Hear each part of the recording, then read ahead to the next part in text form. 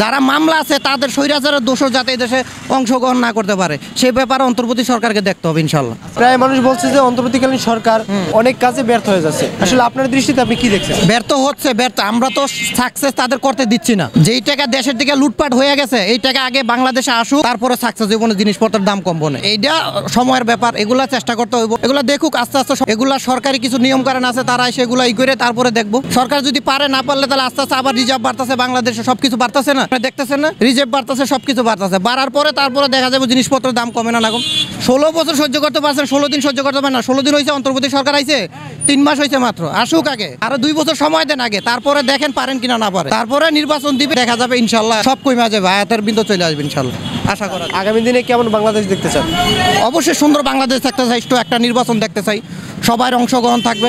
সেই জায়গায় যদি আওয়ামী লীগের কেউ অংশগ্রহণ করতে পারে সমস্যা নেই, যদি তারা মামলা শেষ করে আইসা অংশগ্রহণ করতে পারে করুক, সমস্যা নেই। যারা মামলা আছে তাদের স্বৈরাচারের দোষর যাতে এই দেশে অংশগ্রহণ না করতে পারে সেই ব্যাপারে অন্তর্বর্তী সরকারকে দেখতে হবে ইনশাল্লাহ। আচ্ছা, আওয়ামী লীগ যে কর্মকাণ্ড করেছে তারা কি নির্বাচন করার ইখতিয়ার রাখে কিনা?